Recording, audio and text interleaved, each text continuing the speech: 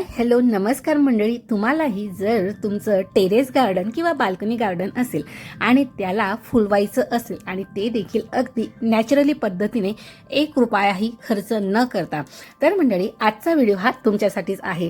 So मंडळी, आपण अल्फाबेटनुसार A to Z he series start केलेली आहे आणि त्यातील आपला पहिला लेटर A हा डे फर्स्टला झालेला आहे. आजचा आपला अल्फाबेट आहे B. सो A नुसार आपण ॲन्युअल आणि एअर रेशन विषयीचा जो व्हिडिओ होता तो मी पोस्ट केलेला आहे. जो अजूनही तुम्ही पाहिला नसेल तर नक्की तो चेकआउट करा. सो हाय हॅलो नमस्कार मंडळी, मी राजश्री पाटील स्वागत करते तुमचे आपल्या दी सिम्पल वर्ड या मराठी यूट्यूब गार्डनिंग चॅनलमध्ये. सो आज आपण गार्डनिंग विषयीचा जो काही बी लेटर आहे त्यावर आधारित काही 7 ते 8 असे बायोडिग्रेडेबल जे काही हॅक्स आहे ज्यामुळे तुमची बाग होईल सुपर इको फ्रेंडली आणि झिरो वेस्ट आणि ती देखील सुपर स्मार्ट. सो तुम्हाला माहित आहे का, प्लास्टिक कुजायला 500 वर्ष लागतात, पण केळीची साल, लसणाची साल, कांद्याची साल किंवा कुठल्याही आपल्या भाजीपाल्याच्या साल असो त्या अगदी 2 आठवड्यात कुजतात आणि त्यापासून खत तयार होत असते.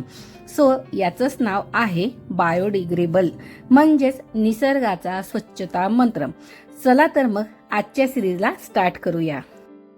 मंडळी, सर्वात प्रथम व्हिडिओला सुरुवात करण्याआधी पटकन व्हिडिओला एक लाईक करा. नंतर व्हिडिओच्या शेवटी मात्र तुम्ही लाईक करायला विसरून जात असा. सर्वात प्रथम आपण बायोडिग्रेडेबलचा अर्थ अगदी थोडक्यात जाणून घेऊया. त्याचाच अर्थ म्हणजे जैवविघटनशील, म्हणजे अशी वस्तू जी नॅचरली कुजते, विघटित होते आणि पर्यावरणाला परत मिसळते, तीच बायोडिग्रेडेबल असते. अगदी सहज सांगायचं झालं तर अशी वस्तू जी नैसर्गिक घटकांमुळे जसे की बॅक्टेरिया असो, सनलाईट असो, ओलावा असो यांमुळे हळूहळू विघटित होत असते आणि आपोआप जमिनीचा भाग बनत असते, कोणतेही प्रदूषण न करता. उदाहरणार्थ केळ्याच्या साली असो, अंड्याची टरफलं असो, कागद असो, कापड असो, लाकूड असो, खोबरेल असो किंवा शेंगांचे टरफले असो, अशा बऱ्याच गोष्टी आहेत ज्या आहे बायोडिग्रेडेबल. मग ह्या का आपल्यासाठी महत्त्वाच्या आहे त्या देखील आता आपण जाणून घेऊया.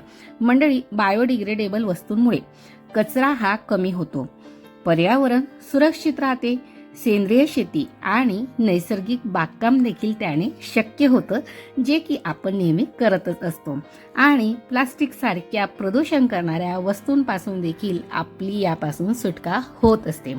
सो असं अगदी थोडक्यात झालं ते म्हणजे बायोडिग्रेडेबल, त्याचं महत्त्व. सो याविषयी म्हणायचं तर बऱ्याच वेळेस भरपूर अशा फळांच्या सालींचे खतं असो किंवा कंपोस्ट असो किंवा फुलांपासून तयार झालेलं कंपोस्ट असो, या रिगार्डिंगचे भरपूर व्हिडिओ मी तुमच्याशी शेअर केलेले आहे. सो आता आपण पाहूया की नॅचरल ओन रिसायकल ही जी काही सिस्टीम आहे, म्हणजेच जैवविघटनशील वस्तू म्हणजे निसर्गाची रिसायकलिंग मशीन, जिथे साखर, कागद, झाडे, साली आणि शेण यांचं प्रोसेसिंग हे आपोआपच होत असतं. त्यातलाच हॅक नंबर 1 म्हणजेच बनाना पील फर्टिलायझर.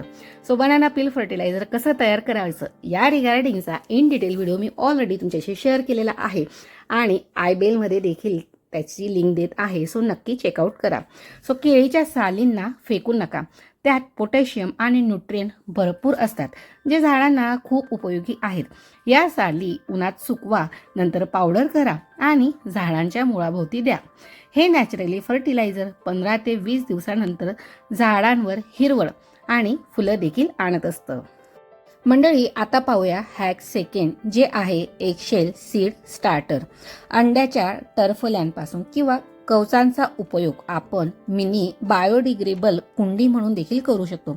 त्यामध्ये थोडीशी माती भरायची, त्यामध्ये सीड्स ग्रो करायला ठेवायच्या आणि काही दिवसातच माती सगट तुम्ही हे मिनी जी काही कुंडी आहे ती दुसऱ्या कुंडीत ट्रान्सफर करू शकतात. ही कुंडी नॅचरली कॅल्शियम सोबत झाडांना पोषण तर देते, एकदम झिरो वेस्ट आणि इको फ्रेंडली असा हा हॅक आहे. सो नक्कीच हा देखील वापरून पहा. त्यानंतर येतो हॅक 3.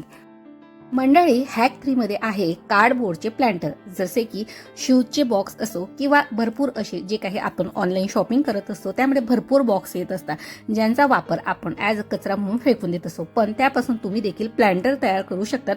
भरपूर ड्रेनेज होल तयार करायचे, बॉक्समध्ये माती टाकायची आणि छान प्रकारे झाड लावायचं. ज्यानंतर झाड व्यवस्थित सेटल होतं किंवा छान प्रकारे ग्रो झालं की त्यानंतर त्या झाडाला तुम्ही एका कुंडीमध्ये देखील ट्रान्सफर करू शकता किंवा या बॉक्सचा वापर किंवा न्यूजपेपरचा वापर तुम्ही मल्चिंगसाठी देखील कुंडीत करू शकता. त्यानंतर हे जे काही बॉक्स आहे किंवा न्यूजपेपर आहे हा छोट्या रोपांसाठी मात्र परफेक्ट असा ऑप्शन आहे. त्यानंतर येतो हॅक नंबर 4, ज्यामध्ये ज्यूट बॅग्सचा आपण ग्रो बॅग्स म्हणून वापर करू शकतो. मंडळी, ज्यूट बॅग्समध्ये झाडं लावायची, प्लास्टिक पॉट्सला नो म्हणायचं. आणि जर आपल्याला त्यांना नो म्हणायचं असेल तर यासाठी ज्यूट बॅगचा वापर हा करायला हवा. ज्यूट बॅग ही ब्रीथेबल असते, झाडांच्या मुळांना ऑक्सिजन मिळतो आणि वेळ आल्यावर माती सगट ते विघटित देखील होत असतात. फक्त इको फ्रेंडली नाही, पण बागेचा रस्टिंग लुक देखील त्याने वाढत असतो. त्यानंतर हॅक नंबर 5, ज्यामध्ये आपण जुना पेपर गुंडाळून कुंडी देखील बनवू शकतो किंवा ज्या काही सध्या पेपर बॅग्स येत असतात त्यांपासून देखील आपण पॉट्स बनवू शकतो. 100% बायोडिग्रेडेबल आहे आणि सीड्स लावायला देखील अतिशय परफेक्ट असतात. अगदी 15 ते 20 दिवसांनी तुम्ही हे प्लांट्स डिरेक्टली कुंडीमध्ये लावू शकतात आणि त्याने जे काही ब्राऊन बॅग्स असतात ते देखील लगेच डिकम्पोज देखील होत असतं. त्यानंतर हॅक नंबर 6, ज्यामध्ये नारळाच्या शेलमध्ये माती भरायची आहे. कोकोनट शेलचा या ठिकाणी तुम्ही छोट्या पॉट्सचा म्हणून वापर करू शकता. छोटी झाडे असो, हर्ब्स असो किंवा सकुलंट प्लांटसाठी हे अतिशय परफेक्ट आहे. त्यानंतर ते 0 प्लास्टिक देखील आहे. त्यानंतर हॅक नंबर 7, ज्यामध्ये तुम्ही कोकोनट हर्ब्सचा वापर मल्चिंग असो किंवा त्याचा वापर तुम्ही ॲज अ कोकोपीट म्हणून देखील करू शकता. सो मंडळी, कोकोपीट और कोकोनट हर्ब्स मल्च म्हणून जर वापरला त्यामुळे माती तर थंड राहतच असते, त्याचप्रमाणे ते इको फ्रेंडली देखील आहे आणि त्यामुळे मातीमध्ये तण देखील कमी होत असतं. सो ते एक प्रकारचं नॅचरली आणि कंपोस्ट फ्रेंडली असं हे एक मल्चिंग आहे. सो तुम्ही अशा प्रकारे जे काही कोकोनटचे शेल आहेत तर ड्रेनेज होल कव्हर करायलाही वापर करू शकता, मातीतही वापर करू शकतात किंवा प्लांट्स ग्रो करायला देखील त्याचा परफेक्ट असा वापर करू शकता. सो मंडळी, हे झाले 7 हॅक्स, ज्यामध्ये आपण संपूर्ण गोष्टी बायोडिग्रेडेबल पाहिल्या. सो तुमचं हे एक छोटंसं बायोडिग्रेडेबल जे काही पाऊल आहे तो आपल्या पृथ्वीवरचा एक मोठा हिरवा ठसा देखील त्यावर उमटवू शकतो. चला तर मग प्लास्टिक कमी करूया आणि बाल्कनी बागेला निसर्गाशी जोडूया. सो मंडळी, या 7 हॅक्सपैकी तुम्हाला कुठला हॅक जास्त आवडला आहे तो नक्की खाली कमेंट करून सांगा आणि तुम्ही देखील यातील कुठला तरी एक हॅक ट्राय करून पहा. सो मंडळी, ही होती बी फॉर बायोडिग्रेडेबल हॅकची गोष्ट, जिथे कचऱ्याचं खत बनलं आणि प्लास्टिकला पर्याय देखील सापडला. पण थांबा, अजून भन्नाट आयडिया आहेत.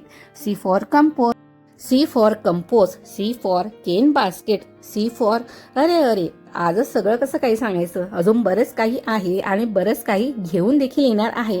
सो परत पुढच्या भागात ते जर मिस करायचं नसेल तर पटकन सबस्क्राईब करा, बेल आयकॉन प्रेस करा, त्यासमोरील ऑलचं ऑप्शन सिलेक्ट करा, जेणेकरून लॉंग आणि शॉर्ट दोन्ही व्हिडिओ तुम्हाला पाहता येतील. शॉर्ट व्हिडिओ थ्रू देखील मी छोट्या छोट्या गार्डनिंगच्या टिप्स तुमच्यापर्यंत पोहोचवत असते. आणि हो, जर तुम्ही ए लेटर किंवा डे 1 मिस केला असेल तर तो देखील जाऊन पटकन पहा. सो आजचा होता आपला डे 2, ज्यामध्ये आपण पाहिलं बायोडिग्रेडेबल यातील जे काही 7 हॅक्स सांगितले त्यापैकी तुमचा आवडता हॅक्स कुठला आणि तुम्ही कुठला ट्राय करणार आहे ते देखील मात्र कमेंट सेक्शनमध्ये लिहायला विसरू नका. व्हिडिओला एक लाईक तर अजिबात करायला विसरू नका. तुमचा एक लाईक आपला हा व्हिडिओ इतर गार्डन प्रेमीपर्यंत पोहोचण्यात मदत करणार आहे. सो तुम्ही देखील मला थोडंसं सहकार्य मात्र नक्कीच करायला हवं.